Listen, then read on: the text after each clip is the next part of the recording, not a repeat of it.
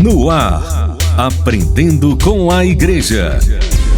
Uma produção Pascom, da Arquidiocese de Natal.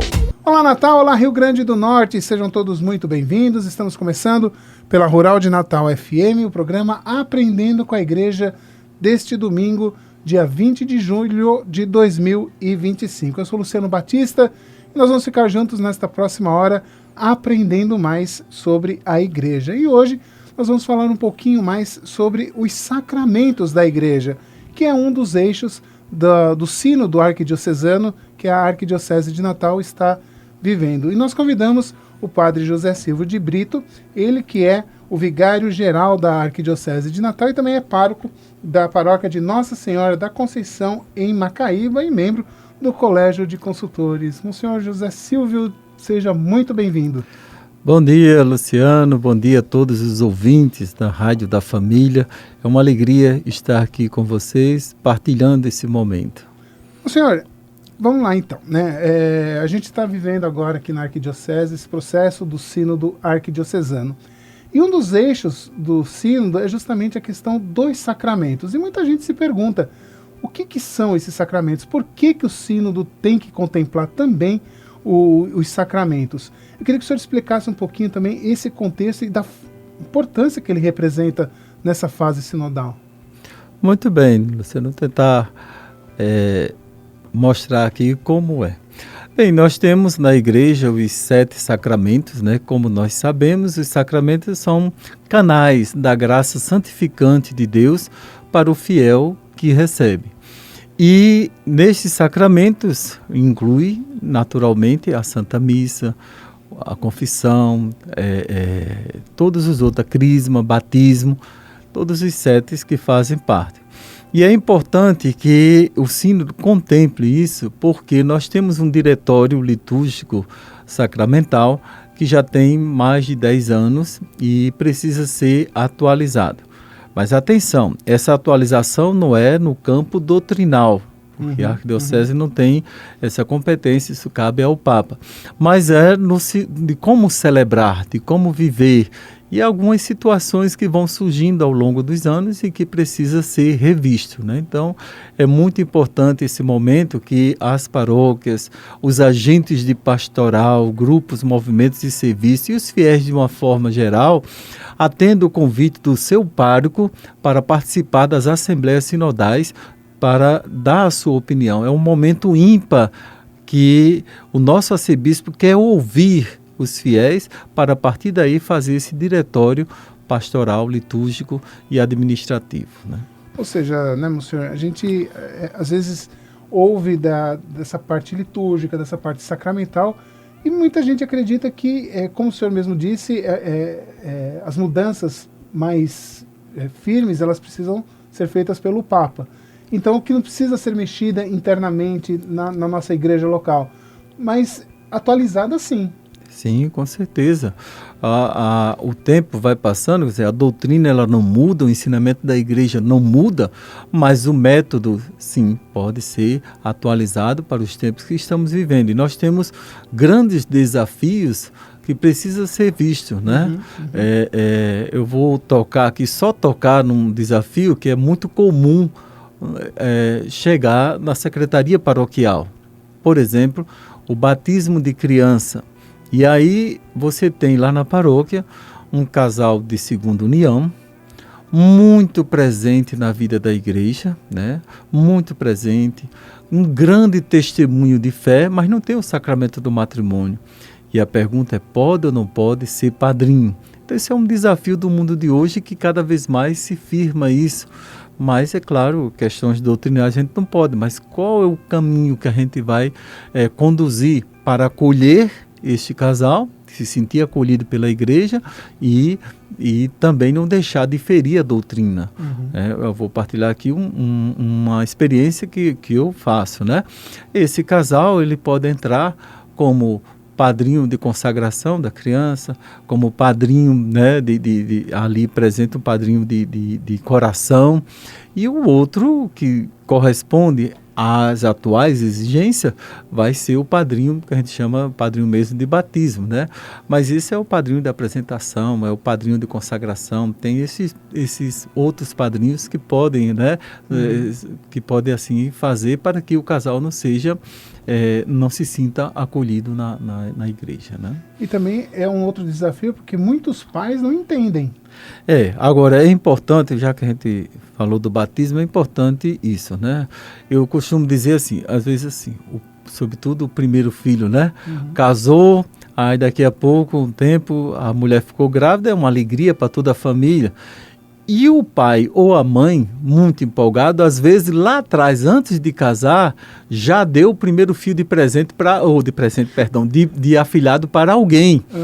E quando chega o tempo que essa criança nasceu e para batizar, essa pessoa que já foi dito lá no passado, quando eu casar você vai ser padrinho do meu filho, não corresponde a esta realidade. Então, entre aspas, o casal fica como diz popularmente, uma saia justa, né? E aí, o que fazer? É importante que tenha cautela. Agora, a gente não pode ir contra o ensinamento da igreja. Então, padrinho, batismo e crisma são pessoas que têm que ter uma vida cristã a partir da vivência dos sacramentos, que é diferente do casamento. O casamento, embora as pessoas usem muito, mas não é padrinho no casamento. O casamento é testemunha. Aí não exige uma vida cristã, exige que a pessoa tenha consciência para dizer, eu estava presente, eu vi e o casal aceitou livremente. Aqui não.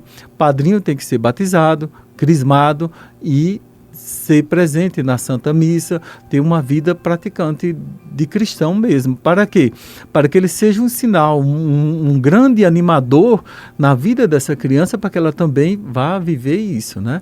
Se você não vive isso, qual é a importância que você dá, né? Por isso que não pode ser padrinho, né? Então, ter esse cuidado. E até mesmo, né, monsenhor, tem aquela questão que, o senhor me corrija se eu estiver errado, mas os padrinhos, né, de batismo, eles são aqueles que vão assumir o lugar dos pais no caso da falta dos pais na formação cristã da criança. Perfeito, perfeito. Até o nome padrinho e madrinha, no sentido, significado na tradução, pai e mãinha, né? O segundo pai, a segunda mãe. Então, o documento da igreja, o direito canônico e tudo mais, ele diz que na ausência do pai e da mãe, se não tem ninguém da família, o padrinho e a madrinha tem que assumir. E mesmo estando na presença dos pais, eles devem ser esse motivador da fé. Às vezes, o pai ou a mãe não tem uma vida cristã, mas o padrinho deve ser aquele que vai estar ali motivando. Olha, está na hora de levar a criança para fazer a primeira comunhão, a preparação para a primeira comunhão. Está na hora de levar esse jovem para a crisma, né? Olha, o certo é buscar o sacramento do matrimônio. Olha, esse menino já está grande, mas não está indo para a missa, né? Eu não vejo você na missa. Não é uma cobrança de ficar vigiando, mas é uma conversa amiga que vai mostrando a importância de ir à missa dominical. Mas se eu não vivo isso, como é que eu vou motivar meu afilhado e a família dele, né? Exatamente. Exatamente. Agora, quando a gente fala de padrinhos de consagração, aí é uma escolha dos pais de fazer, não é? Esse padrinho de consagração é uma escolha, né, natural, normal, às vezes quer homenagear, são tantas pessoas próximas, não dá para chamar todo mundo, né? Aí dá o padrinho de apresentação, o outro, né, de consagração, o outro de crisma, né? Agora, falando na crisma, é muito importante também os pais verem isso, porque o padrinho não pode ser uma pessoa, por exemplo, a criança, os pais moram aqui em Natal, aí eu vou chamar alguém para ser padrinho lá de São Paulo, do Rio, ou até mesmo no estado, mas que mora, por exemplo, em Mossoró, ou noutra cidade distante. Não. Por quê? Porque como é que essa pessoa vai ser presente na vida do padrinho? Quantas pessoas vêm para a crisma e a gente pergunta, e o seu padrinho de batismo? Quase não conhece. Conhece, mas pouco, né? Porque não é presente. Ele veio para aquele momento e foi embora, né? Então, na crisma é esse momento do concerto, digamos assim, da figura do padrinho. Então, você chamar alguém para ser padrinho de crisma, que seja uma pessoa presente na vida desse jovem né, na vida desse jovem. E aí ter o cuidado que, às vezes, a gente vê assim alguns padrinhos que eu fico... Às vezes o padrinho é até mais novo do que o afilhado, né? Aí tudo bem, a pessoa tem uma vida de fé e a gente não vai entrar nesse mérito. Mas eu digo para ele, né, quando eu vou assim na crisma, eu digo, olha, agora tome a bênção, porque você escolheu porque quis. Mas ele é seu padrinho, né? E você tem que tomar a bênção. Não é um amigo, é um padrinho.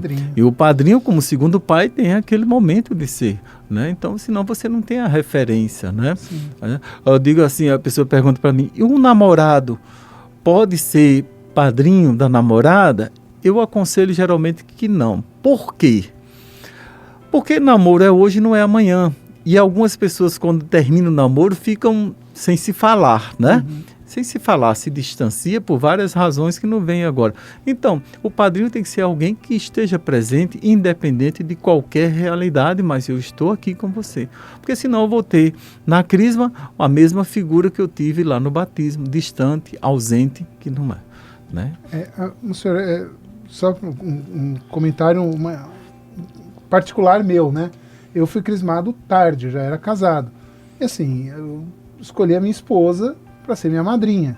Aí tem algum problema? Não, teoricamente não, mas você poderia, porque a sua esposa já né, sua esposa. E aí vocês não estão namorando nem tão novo, vocês já estão casados, né? E aí já é para toda a vida, né? Mas também, por outro lado, você poderia ter outra pessoa, porque a sua esposa já é a sua, digamos assim, sua parceira diária, aquela que está com você para o que der e vier. Mas você poderia ter outra pessoa, mas não tem problema, entendeu? A questão do namoro é porque é uma coisa instável, né? Sim. E pode acabar e a pessoa às vezes nem se fala mais, né? O ideal no meu caso seria, oi amor, benção madrinha. É essa situação que eu digo, como é que fica, né? Tá certo. Ô senhor, só antes de a gente ir para o nosso primeiro intervalo, para a gente fechar essa questão da crisma, se a pessoa tem a figura do padrinho de batismo bem presente na vida cristã dela, ela também pode ser a madrinha de crisma? Ah, Luciano, esse é o ideal da igreja. Esse é o ideal. Aquele padrinho de batismo possa também ser o padrinho de crisma, né? Esse é o ideal. Algumas pessoas até têm um padrinho presente, mas, como eu disse, prefere ter mais um, né? Porque conhecer outras pessoas, mas esse é o ideal. Pode ser, sim, o mesmo padrinho de batismo pode ser de crisma também, sem nenhum problema. Até porque a crisma é a confirmação. Confirmação do batismo. Então, é por isso que eu digo, é o ideal, né? Mas, com certeza. Bom, senhor José Silva de Brito, nós vamos agora, então, um pequeno intervalo aqui no Aprendendo com a Igreja. Daqui a pouquinho, a gente volta com o segundo bloco, falando um pouco mais sobre os sacramentos e essa fase sinodal do nosso sínodo arquidiocesano. Você fica com a gente volta já. Você está acompanhando Aprendendo com a Igreja. É Rural de Natal FM, a rádio da família, o som do coração. Voltamos a apresentar Aprendendo com a Igreja. Estamos de volta com o programa Aprendendo com a Igreja deste domingo, dia 20 de julho de 2025. Hoje conversando com o senhor José Silva de Brito sobre os sacramentos. O senhor, no primeiro bloco nós falamos do batismo, nós falamos do crisma, da crisma, e agora vamos para um outro sacramento que é o casamento. Como que... senhor, os casamentos eles estão acontecendo hoje justamente por conta dessa atualização do diretório. A gente percebe que as pessoas elas querem vivenciar aquele momento do casamento, mas de uma forma, digamos assim, um pouco diferente, né? Como que essa nova atualização do diretório deve trabalhar o casamento e como que os noivos precisam e devem se preparar adequadamente para esse momento tão importante da vida deles? Pois é muito importante saber que como todo esse sacramento, eu esqueci de dizer no primeiro bloco, né, tanto para o batismo como para a crisma, tem que ter uma preparação, no caso do batismo dos pais e padrinhos e da crisma do próprio crismando, processo de preparação. Assim também para o matrimônio, né, e o diretório visa regularizar essa questão de quanto vai ser esse período de preparação e a questão documental, né. Então, o batismo e o casamento tem uma questão documental, né. Então, por exemplo, o casal, uma vez que decidiu casar, tem uma data em vista para isso, então deve imediatamente procurar a sua paróquia, a paróquia do seu bairro, para fazer o curso de noivo, que a gente chama jornada de noivos, tá certo? Que isso eles vão dar um documento que você precisa levar para a secretaria paroquial. Qual é o tempo da data do casamento, da realização do sacramento do matrimônio? Porque eu devo anteriormente entrar no processo na secretaria. Quanto mais cedo, melhor. De preferência, 3 meses antes. Por quê? Porque às vezes quando chega o batistério, tem um nome que está errado, uma palavra que está errada, isso tem que ser revisto, tem todo um processo que tem que vir para a cúria, voltar para a paróquia e tudo mais. Às vezes tem alguns casos em que a família, o pai e a mãe já faleceu e a pessoa não sabe dizer exatamente onde foi batizado, então tem que procurar na paróquia onde foi batizado e às vezes é em outro estado. Então tudo isso, quanto mais tempo, melhor. Agora, lembrando que o batistério, uma vez tirado da paróquia, ele tem uma validade de 6 meses. Então, na hora que você pegou o batistério, você pode se programar. É melhor você estar com todo o processo pronto 2 meses antes da data do que você chegar na véspera do dia do casamento e o processo não está pronto. Então, quais são os documentos necessários para o matrimônio? Então, o batistério dos dois tem que pegar na paróquia onde cada um foi batizado, comprovante de residência dos dois, cópia da identidade, o CPF, e o registro do casamento civil. Então, o registro do casamento civil que você faz anteriormente. O casamento civil também tem que ser com bastante antecedência, pelo menos 90 dias no cartório. Tendo em mãos esses 4 documentos, aí vai na secretaria paroquial, marca a data do matrimônio, dá entrada no processo. Nesta ocasião, o padre vai fazer a entrevista dos casais e aí segue o processo e vai decorrendo, depois terá a confissão e a celebração, né? Agora, nesse período também tem que levar a declaração do certificado que fez a jornada de noivo. Aí, as testemunhas para o casamento. O código diz que basta um casal, mas a gente tem o costume de usar pelo menos um para cada um, né? São 2 casais. O pessoal do cerimoniário bota bastante, não tem problema nenhum. Agora, como eu estava dizendo anteriormente, diferente da crisma e do batismo, que exige uma vida sacramental, porque lá são padrinhos, tem que ser um testemunho de vida para aquela pessoa. No casamento, embora muita gente use, mas o casamento não é padrinho. O casamento é testemunha.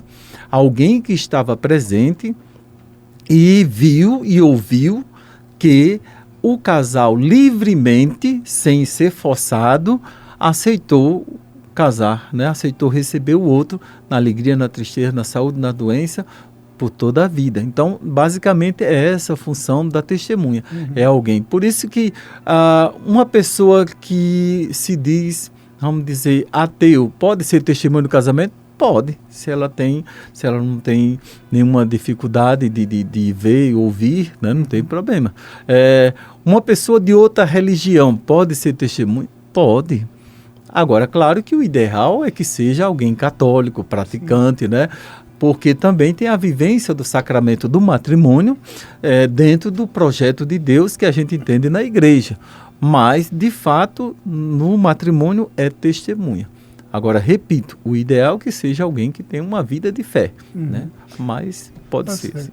Agora, o senhor tocou no assunto do batistério, que realmente, eu tenho para mim que é um dos momentos mais delicados de todo esse processo matrimonial, porque aqui no setor de comunicação, constantemente a gente recebe mensagem, pedido, eu preciso do meu batistério. Né? Tá, mas qual que é a sua paróquia? Eu não lembro. Pois é. Essa é uma das grandes dificuldades. Primeiro, as pessoas acham assim, vai lá na paróquia, aí eu quero o batistério, parece que já está pronto e entrega. Não, olha, vamos dizer que você foi batizado, né, em 2000 e está casando agora, 25 anos, né? Então, veja, esse batistério entrou num livro em 2000. Fazem 25 anos que outros batizados foram feitos. Então, a pessoa precisa de um tempo para procurar nos livros onde está registrado que você foi batizado. Aí, marca o dia para você vir para pegar o batistério. E aí, acontece também muitas outras situações em que na hora que vai dizer o nome, a pessoa ou não faz uma pronúncia direita e a pessoa que escuta escreve errado. Por isso que a gente pede sempre que quando a criança for batizada, levar o registro, mas às vezes não dá certo. E aí tem que retificar, tem que vir aqui na cura e todo esse processo. Agora, onde eu vou procurar o batistério? Onde eu fui batizado. Eu não sei onde eu fui batizado. Aí a gente vai começar uma investigação. Como? Você tem certeza que foi batizado? Tenho, só não sei onde. Então agora vamos. Quando os seus pais, quando tiveram, você morava em que bairro? Aí através disso aí a gente vai tentando localizar a paróquia, né? No decorrer de 25 anos, como a gente sabe, aqui na nossa diocese foram criadas várias paróquias. Então, aquela comunidade onde a pessoa foi batizada em 2000 não era paróquia, era uma capela. Hoje já é paróquia. Aí, às vezes, a pessoa diz, eu fui na paróquia tal, mas naquela época não era. Então, o batistério não está na paróquia onde a comunidade era. Vai estar na paróquia antiga. Então, tudo isso é na matriz da outra paróquia que foi desmembrada. Então, tem que fazer um processo a partir da secretaria paroquial, né? A secretária tem que fazer essa investigação, essa conversa pessoal para entender onde aquela pessoa foi batizada, né? E às vezes não consegue só por isso, então às vezes tem que ir na diocese, quando é de outro estado, né, por exemplo, para saber que naquele ano aquela comunidade pertencia a que paróquia para poder chegar ao batistério. Então tem todo um processo, por isso quanto mais antecedência a pessoa for, melhor. Mais melhor. Tranquilo fica todo esse processo, que pode correr o risco de não encontrar.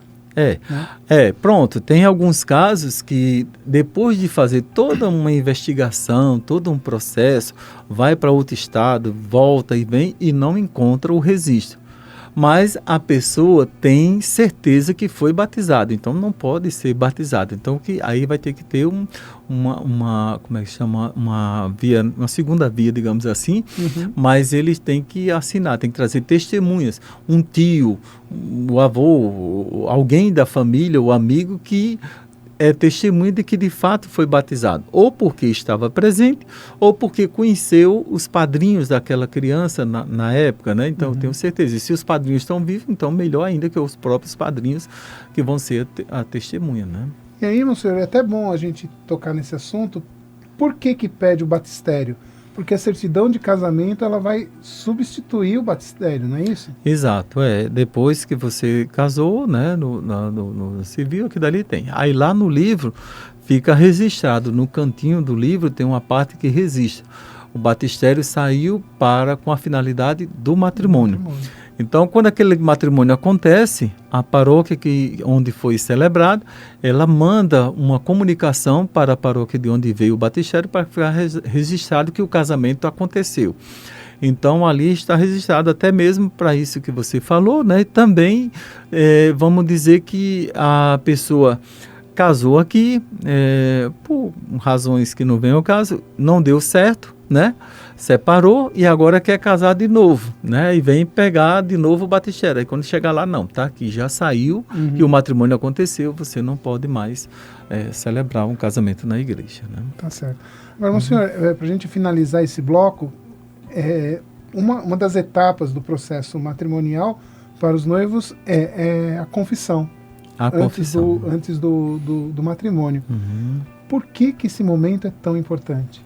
Olha, é assim, toda vez que a gente vai receber um sacramento, porque, como eu disse, o sacramento é o canal da graça de Deus, é aquela bênção, é aquela, né?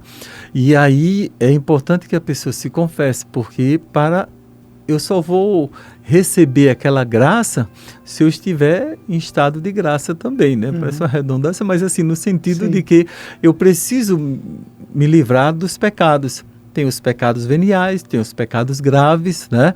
Então, todo e qualquer sacramento eu preciso fazer isso. Então, até ali o casal vinha numa história e tantas outras realidades, e a questão do pecado de cada um individualmente. Então, ele pede a Deus perdão, e não só para receber o sacramento, mas marcar o início daquela nova vida, né? Sem nenhuma, digamos assim, nenhuma pendência, né? Sim. Agora, não só para o matrimônio, mas para toda a nossa vida enquanto cristão, é importante a gente lembrar a questão da importância do sacramento da penitência, né?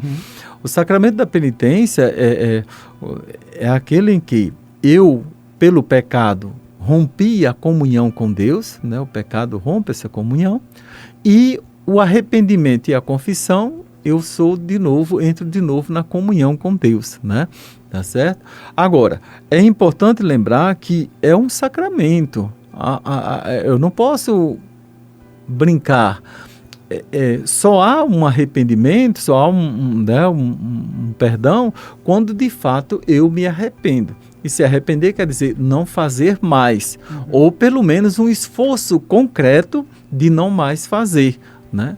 O que não pode essa semana eu me confessei, aí 10 dias depois eu venho me confessar do mesmo pecado, 10 dias depois do mesmo. Então, quer dizer, qual é o esforço que de fato eu estou fazendo para me livrar desse pecado? Qual foi de fato o arrependimento? Não significa que eu nunca mais vou fazer. Esse é o ideal, é o propósito, mas a limitação humana faz com que tenha queda. A gente se levanta mas aí uma coisa constante fica programada. Quer dizer, o povo judeu lá no Antigo Testamento, uma vez no ano, eles iam lá no templo, ofereciam sacrifício pelos seus pecados e voltavam para casa para fazer a mesma coisa. Qual é a novidade de Jesus? Não, agora você precisa se arrepender. Você não vai usar o bode expiatório, agora é você que tem que mudar de vida, é a conversão, né? Então, primeira coisa é a matéria, né, o pecado, o arrependimento para receber a absolvição, e aí a comunhão. É aquela, se pegar bem a parábola do filho pródigo, mostra muito claro isso, né? Lá tem o pecado, se afastou de casa. No meio do pecado ele toma consciência do erro, né? Se arrepende. Volta e pede perdão. Pequei contra Deus e contra ti. Não mereço ser chamado teu filho, mas trato como teu empregado. Quer dizer, e o pai que representa Deus, sempre à espera daquele que volta arrependido, né? Sim. E, Monsenhor, a gente sempre fala, a gente sempre toca nesse assunto, mas como que é que a pessoa deve se preparar adequadamente para fazer uma boa confissão? Para fazer uma boa confissão, ele deve primeiro, né, ter um momento em que ele possa parar e fazer um exame de consciência. Desde a última vez que se confessou, né, procurar ver sinceramente quais foram os pecados que ele cometeu e, sobretudo, ver se houve de fato um arrependimento, né? E aí, então, ele vai para falar. Agora, tem gente que vai se confessar e costuma contar a história do pecado, o porquê pecou. Parece que se justificar vai diminuir a pena ou a gravidade. Não. Pecado não tem justificativa, né? Pecou. Né? Então, na verdade, não precisa contar a história do pecado. Basta dizer, o meu pecado é este e este. Agora, se houver necessidade de um entendimento melhor por parte do padre, ele vai fazer uma pergunta, você responde, mas não precisa contar a história do pecado. Agora, também eu não posso chegar e dizer assim, padre, eu pequei por pensamento, palavras, atos e omissões. Isso não é, né? Porque assim, se for pensamento, palavras, atos e omissões, então eu matei, eu roubei, a gente vai ver que não é, eu adulterei, né? E não é. Na prática não é. Então, você vai dizer, o seu pecado é esse. Eu faltei à missa, eu julguei o meu irmão, eu não honrei meu pai e minha mãe, né? Quer dizer, vai dizendo, né? Eu roubei, eu cobicei. Então, você vai dizendo o que é. Agora, necessariamente, não precisa contar a história do pecado. Do porquê pecou, né? Não, veja bem, padre, eu cheguei aqui porque aconteceu isso. Aí não, né? Não Não, precisa. padre, mas foi a outra pessoa que provocou. Sim, a outra pessoa provocou, mas no final é você que diz sim ou não. Né? Exatamente. Tá certo. Monsenhor José Silva de Brito, a gente vai ao nosso último intervalo e daqui a pouquinho a gente volta com o último bloco do Aprendendo com a Igreja. Você continua aí que a gente volta já. Você está acompanhando Aprendendo com a Igreja. Sintonize a paz. Rural de Natal, a rádio da família. 91.9. Voltamos a apresentar Aprendendo com a Igreja. Estamos de volta com o programa Aprendendo com a Igreja deste domingo, dia 20 de julho de 2025, hoje falando sobre os sacramentos, com o Monsenhor José Silva de Brito. Monsenhor, já falamos do batismo, já falamos do crisma, já falamos do matrimônio, da confissão, agora a gente vai falar sobre a missa, né? Que é, para nós católicos, o nosso momento mais importante da nossa fé cristã. Ir à missa não é o que muita gente ainda tem aquilo no coração, eu vou à missa para estar na missa. Tem que ter também uma preparação adequada para participar adequadamente da missa, não é, Monsenhor? Com certeza, né? Primeiro assim, o catecismo da igreja ele coloca a missa como o cume e o ápice de toda a vida cristã. Para nós católicos não tem nada está acima da Santa Missa. Eu passei o dia todinho de adoração ao Santíssimo, mas não substitui a missa. Eu fiz novena, fiz oração. Nada substitui a missa. A missa é o ápice de nossa vida cristã. Agora, você disse, se preparar. Pois é. Quando é que começa a preparação para a missa? Quando começa de fato a missa para mim? Na hora que eu decido ir à missa. Eu vou à missa no domingo de 10 horas, 7 horas, seja a hora que for. Na hora que em casa eu decido, ali deve começar a missa. Por quê? Porque é o momento que eu começo a me preparar, né? Não só na questão da veste, do horário, mas é o momento em que eu começo a ver o que é que eu vou levar hoje para celebrar na Santa Missa. Porque a gente pode dizer isso, tá certo? Porque assim, nós participamos do sacerdócio comum de Nosso Senhor Jesus Cristo pelo batismo. Então, a igreja celebra, o padre preside a Assembleia Litúrgica pelo sacerdócio ministerial que ele exerce. Então, o que é que eu vou levar hoje para celebrar? A vida. Então, vamos dizer que pela atividade, o trabalho, você só pode ir à missa aos domingos, né? Que é o dia do preceito e tem que estar acima de todos. Então, você foi à missa domingo passado, então vamos pegar. Depois da missa até ontem, sábado, ou até agora a hora de sair, o que foi que você viveu? Então, você tem que levar para a missa a sua vida. Os momentos bons, os momentos não muito bons, né? As dificuldades, tudo isso você vai levar para apresentar a Deus. Quando você chega na igreja, a gente diz assim, primeira coisa, deve ir ao Santíssimo Sacramento, fazer ali o seu momento de oração pessoal e continua nesse processo de preparação, né? Rezar, se colocar diante de Deus e depois cumprimentar as pessoas conhecidas, né? Naturalmente. Depois você fica aquele momento de espera também em oração, se preparando para a Santa Missa, né? Começa a missa com o nome do Pai, né? E termina com o envio, né? A missa ela tem os ritos iniciais, rito da palavra, rito eucarístico e ritos finais. Então, nos ritos iniciais ali, em nome do Pai, tem aquele momento da saudação, né? Quando você chega alguém na sua casa, aí você diz, bom dia, seja bem-vindo, entre. É quando o padre diz assim, a graça do nosso Senhor Jesus Cristo, o amor do Pai, é o momento de acolher, né? E logo em seguida convida ao arrependimento. Agora, é importante lembrar que aquele momento ali do ato penitencial da missa, ele não é confissão, não tem absolvição. É um momento em que a igreja orante implora a Deus o perdão pelos pecados veniais, né? Os pecados que eu fiz. Por isso que na confissão o padre vai dizer, em nome de Cristo, eu te absolvo de todos os vossos pecados. Lá é diferente. Deus Todo-Poderoso tem a compaixão de nós, perdoa os nossos pecados, que a igreja toda é diferente.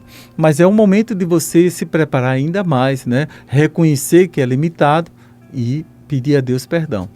Vem um hino de louvor, né? Aquele momento, aí vem a oração coleta. Na oração coleta é o momento de você... Veja, o padre diz assim, oremos, e pode observar que ele dá uma pausa. Aquela pausa é para você colocar ali as suas intenções, como eu disse, né? Tudo que você viveu a semana e já oferece a semana que começa, né? Que começa no domingo, já bota ali nas mãos de Deus. Rezar a sua vida, rezar o seu dia a dia, rezar o seu trabalho, tudo aquilo. Então é aquele momento ali, por isso que a gente chama oração coleta. No livrinho você vai ver oração do dia, é a mesma coisa, mas é aquele momento de você colocar ali. Aí vem as leituras, né? Então é importante que eu coloquei a intenção para que essa semana dê tudo certo lá no trabalho. Então eu vou pegar aquela leitura e fazer essa ligação com aquela intenção que eu coloquei, para eu não perder, né? Não perder a concentração, digamos assim, na oração, porque às vezes tem gente que na hora que começa a oração, as leituras, aí fica ali, aí o pensamento voa, né? Eu costumo dizer, a pessoa está ali na leitura ou na pregação do padre, aí a pessoa está lá pensando, eita, amanhã é segunda-feira, eu tenho que acordar cedo, aí ainda tenho que chegar em casa, eu tenho que fazer o almoço, aí tem que engomar a roupa, não sei o quê. Em vez de você se concentrar nas leituras, você está planejando o que vai fazer. Aquela olhadinha no celular. Aquela olhadinha. Então, mas ali é o momento para Deus. Você tem 24 horas, 1 hora só para Deus, que é o tempo de uma missa, né? Então, aquela intenção, você vai tirar daquelas leituras algo que fortaleça aquela intenção que você colocou, que lhe dê esperança, e depois a pregação do padre, que ajuda muito mais, né? Depois vem as preces da igreja, é o momento também de você reforçar o seu pedido, né? E por mais outros também, tem as próprias que já estão feitas, mas você também, de onde está, pode fazer também a sua, né? Depois das preces, segue o rito do ofertório. É a oferta material, né, das espécies do pão e do vinho que vão ser transformados no corpo e sangue de Cristo. Também é o momento de você oferecer também a sua vida, né, seu trabalho, colocar-se nas mãos de Deus, né, confiar nele, como Nossa Senhora não quis saber o que vinha pela frente, ela só fez dizer, eis a serva do Senhor, faça-se em mim segundo a tua palavra. E nós devemos também ter essa confiança em Deus, né?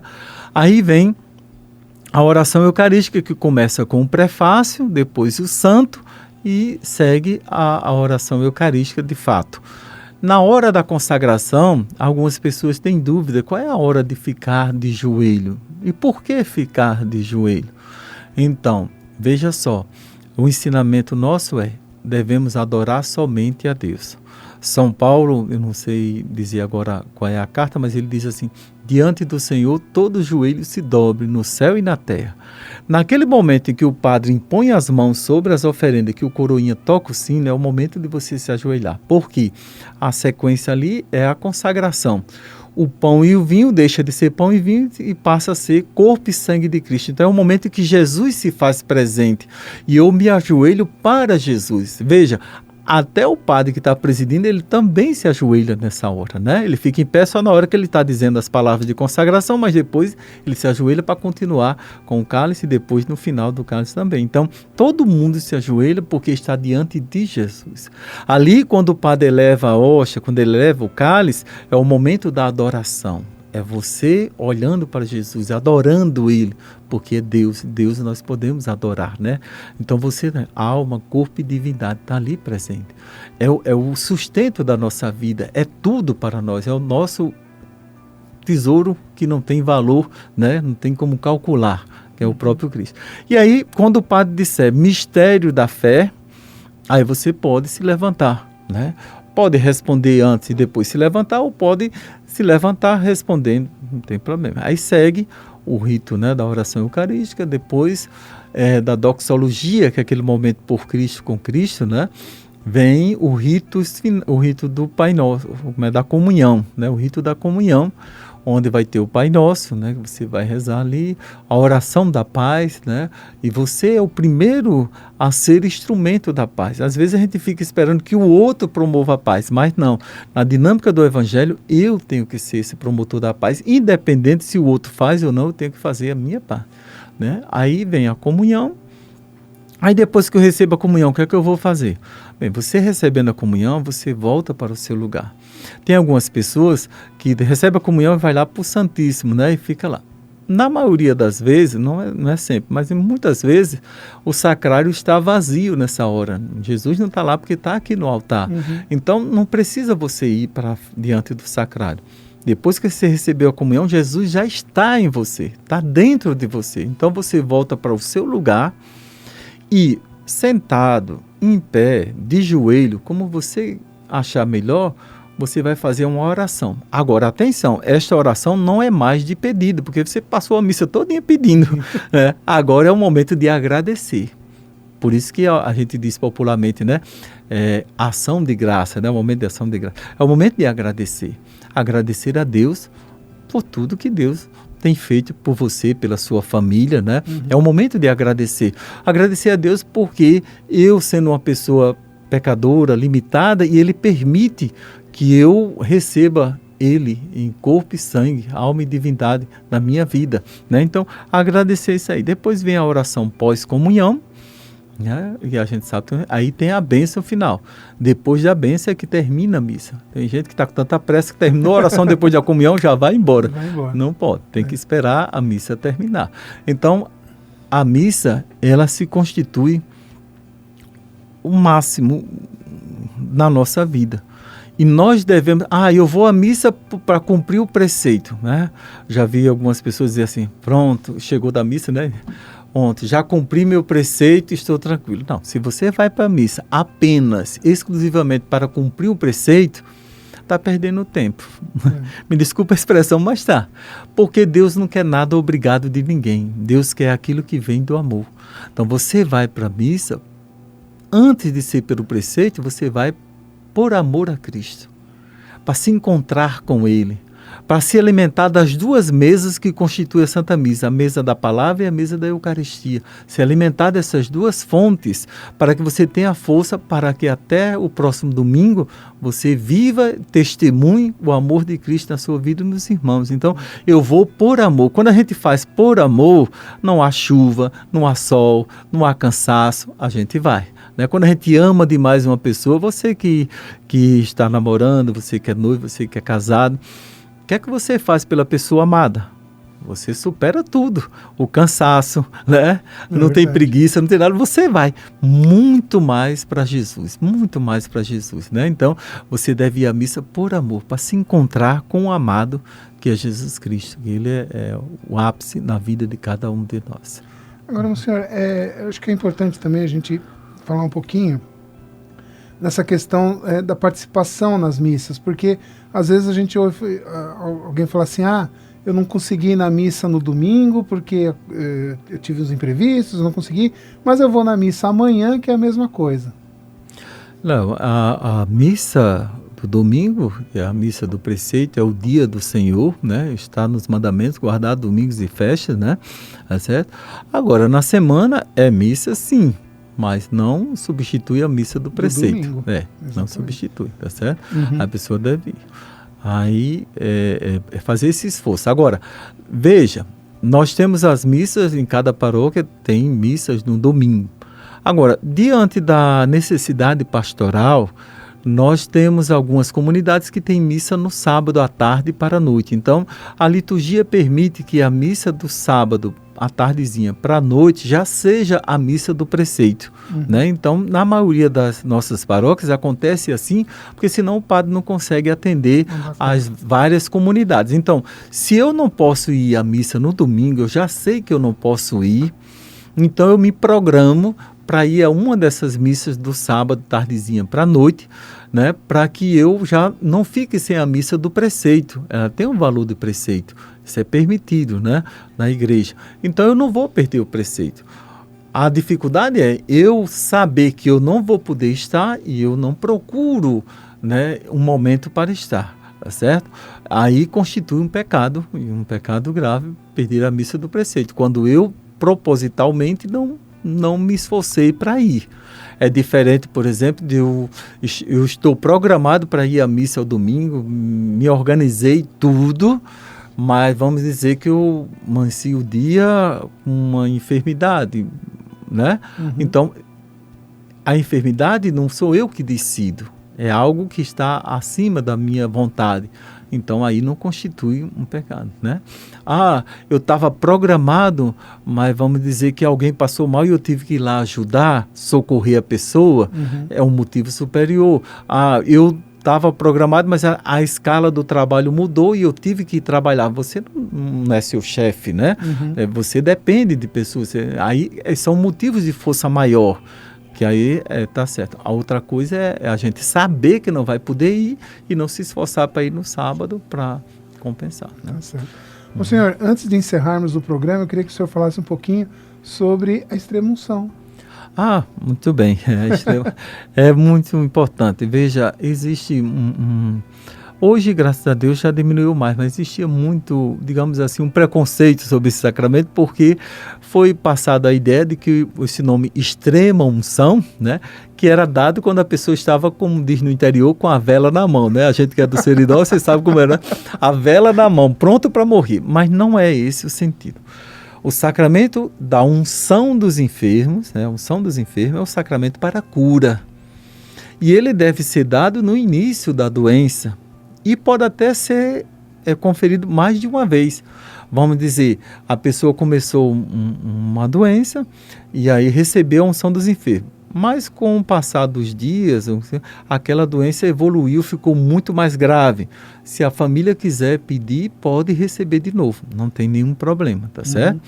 Agora, agora também a gente não pode pedir a unção dos enfermos para qualquer doença que é pois é.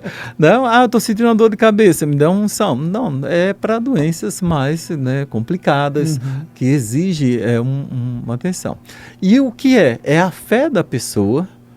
Pelo sacramento você recebe, como eu disse, a graça santificante de Deus, a força de Deus para lutar contra aquela enfermidade, né?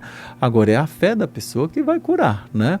Você vê que quando Jesus encontra aquela pessoa e diz: você crê que eu posso te curar? Ele disse: sim, Senhor, eu creio. Disse o quê? Seja feito conforme tu crer. Então, a pessoa crê. Então, quem pede o sacramento é a pessoa que está doente. Agora, quando essa pessoa está inconsciente, a família pode pedir para ela. Padre, era uma pessoa católica, não está em coma, aí a gente está pedindo. Pode, né? Mas enquanto a pessoa puder, pelo menos com a cabeça, dizer sim ou não, pode. Estou dizendo isso porque, às vezes, os ministros da Eucaristia, quando vai levar a comunhão para uma pessoa idosa, a família quer, mas a pessoa não quer. Aí não pode, não pode. Então, o sacramento a pessoa tem que querer. Agora, no caso exclusivamente da unção dos enfermos, se a pessoa não tiver condições de pedir, a família pode pedir para ela, né? E é um sacramento muito importante. Tem muitos testemunhos de pessoas que receberam o sacramento da unção dos enfermos e ficaram boas.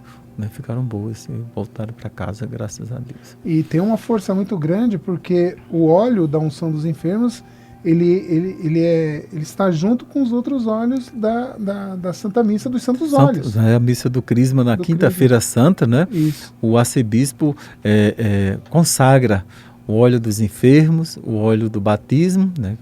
E o do Crisma, né? E esses óleos que são abençoados exatamente para essa função, para usar durante todo o ano. E é aquela graça, né, de Deus. Então, lá na carta de São Tiago, tem, acho que é o capítulo 5, se eu não me engano, e diz assim: se alguém de vós está enfermo, chame o presbítero para que reze e faça a unção com óleo. Então, isso é bíblico, né? E para aqueles que creem, tem uma senhora, até já faleceu, lá quando eu estava no Passo Coqueiro em 2000, que era a Dona Ivonete, sofrendo com a pedra nos rins, e ela pediu a unção. Aí eu fui lá, fiz e disse: a senhora crê mesmo? Ela disse: creio, padre, eu quero. E depois ela colocou a pedra fora. Né? Ela deu testemunho lá na igreja. Então, isso é muito, muito bonito. Isso. A gente vê muitas graças, muitas bênçãos através do sacramento da unção dos enfermos. Agora, é como eu disse, é para pedir logo. Não, você pede quando a pessoa já está com a vela na mão, aí quer dizer... Aí é para vela na mão mesmo. Tá certo. Mas Deus tudo pode, né? Às vezes tem motivo assim que a pessoa também se recuperou. Tem muitos fatos assim que mesmo assim já desenganado pelo médico, a pessoa se levantou depois da unção dos enfermos. Mas eu digo, não precisa esperar chegar a esse extremo, ponto. Né? Tá certo. Bom, senhor José Silva de Brito, muito obrigado pela sua presença aqui hoje, por essa aula, né, que nós tivemos no Aprendendo com a Igreja deste domingo. Eu queria que o senhor deixasse então agora uma última mensagem para os nossos ouvintes. Eu que agradeço, Luciano, a oportunidade de estar aqui. Espero sinceramente que tenha tirado algumas dúvidas, tenha ajudado aos nossos ouvintes, né? O seu programa tão ouvido, graças a Deus. E a mensagem que eu deixo é essa: olhe, procure o seu padre. Às vezes as pessoas deixam de receber um sacramento ou deixam de caminhar um processo do matrimônio ou do batismo porque o vizinho que nem entendia direito das coisas disse, é assim, eu acho. Alguém disse, padre, eu não vim porque disseram, não vá nessa onda não. Vá na paróquia, converse com seu padre que ele vai esclarecer com o secretário da paróquia. E aos demais irmãos e irmãs, vamos viver esse sínodo. É um momento ímpar em que a nossa igreja quer ouvir você. Dom João quer ouvir você. Quer saber como é que você está vendo a Igreja de Natal. Igreja de Natal que diz de ti mesmo. Então vivamos esse momento forte. Bom, senhor, muito obrigado novamente pela sua presença, pela sua disponibilidade. Amém. As portas estão abertas para o senhor. Obrigado, eu que agradeço. E o Aprendendo com a Igreja deste domingo vai ficando por aqui. Eu convido você a continuar ligado aqui na Rural de Natal FM, porque daqui a pouquinho começa a transmissão da Santa Missa ao vivo da Catedral Metropolitana de Natal. A você, um bom domingo, uma boa semana, que Deus abençoe, e a gente se encontra no próximo Aprendendo com a Igreja. Até lá! Acabamos de apresentar Aprendendo com a Igreja.